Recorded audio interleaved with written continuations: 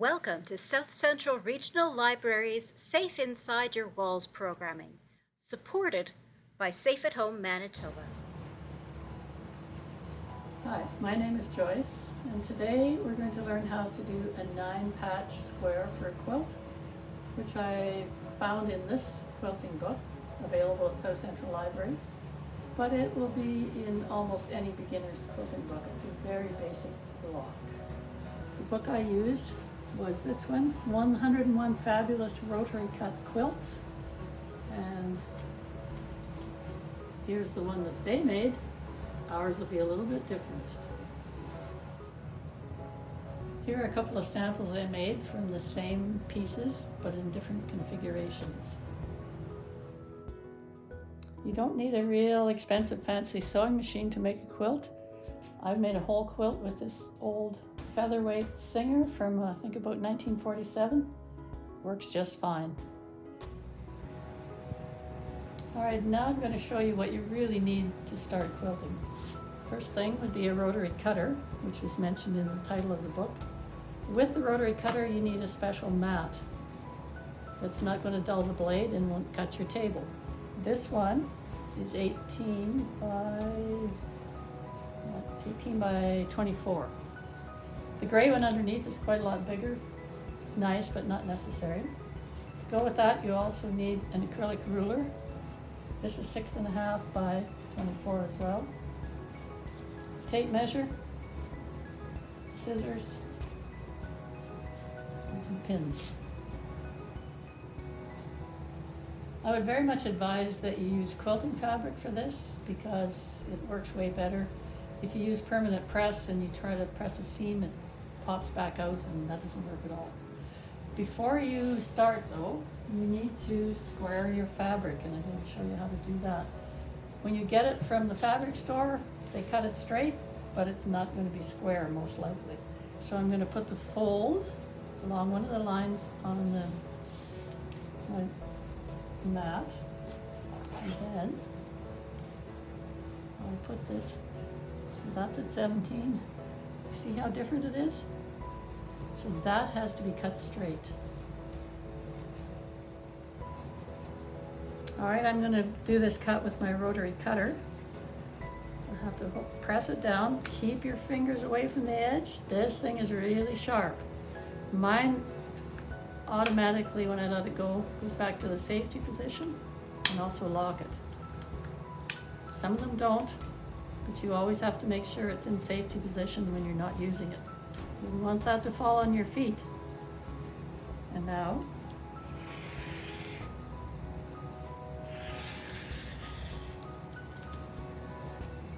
nice straight line. It's very important when you do a 9-patch that you have a lot of contrast in your fabrics. So I've got a very bright yellow. This green and yellow is much darker, but it did try to kind of match. There's yellow in both of them. I could have used a light purple or a light green, but I happen to have a lot of this bright yellow. After squaring off your fabric, you want to cut strips. This pattern uses 2-inch strips.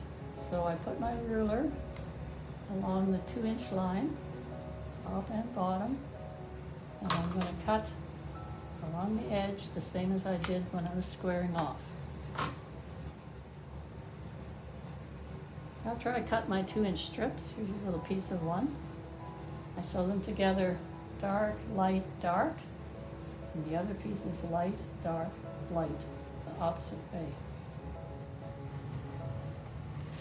These are sewn together with a 1/4-inch seam. Quilting always uses 1/4-inch seams. Most sewing machines have a 1/4-inch foot, which will make it easier. You can mark it if you're not too sure, but it's quite important to be accurate on your seams. And the other important thing is how you press it. We always press both seams towards the dark fabric.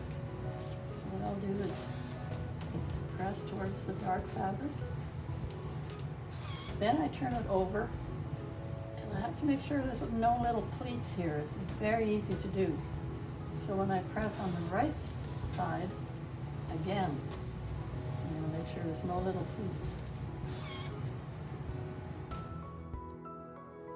have a smaller 6x12 ruler, which is handy. Don't really need it. And with this ruler, I'm going to cut 2-inch strips.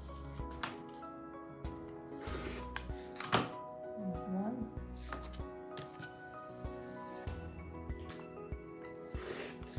There's two. Now I need one of these in the middle.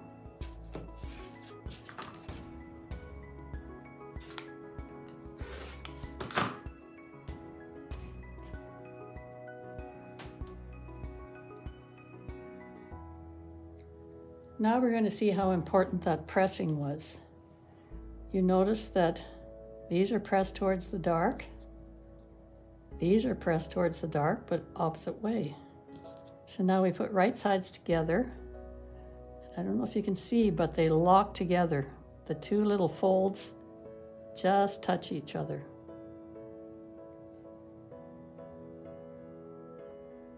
I have the 1/4-inch foot on my sewing machine. Now I'm going to sew back stitch.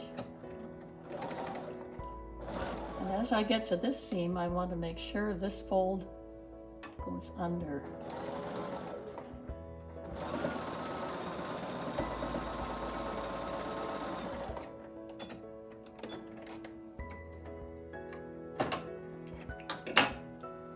See how it's pressed? Sometimes this one will go the wrong way if you're not careful, and you don't want that. Then we open it up, and voila, we've got perfect points. Now I'm going to sew the second piece. Don't do this.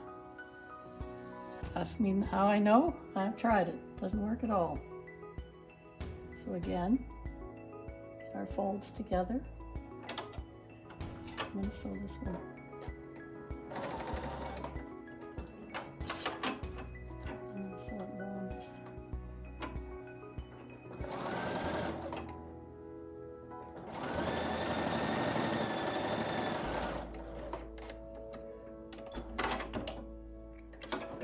I sewed this one wrong just to show you what happens.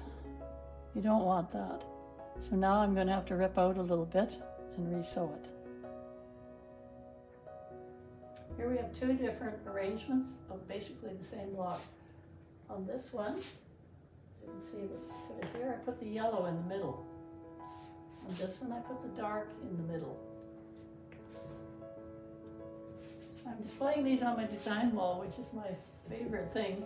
I've got 2 pieces of styrofoam covered with flannelette, and all my blocks stick to it. It's so great. Now I thought this looked really bright, so I tried a few other things. This is the fun part of quilting. I thought it might look good with brown. There's sort of a dark brownish color in the green fabric. It looks very different with the dark brown squares. Didn't really like it though. If it had been dark green, it might have been nicer. I just thought it didn't really coordinate well with the dark fabric. So I tried something else. Here's another possibility. I thought it looked a little bit softer. It's a lighter yellow. It's got a bit of a red pattern that matches the red in here. I still like the first one best, but when I quilt it with the bright yellow squares, maybe I would put a design in the middle of them, just to soften them a little bit. When we sew these blocks together, we use the same method. We press towards the dark, and then they'll lock together. On this one, maybe I would press towards the light, because it's a little bit easier when there are fewer seams. Here's another way of organizing them. I just put blocks alternately, just making sure that none of the same colors touch. And we can have a whole quilt like this.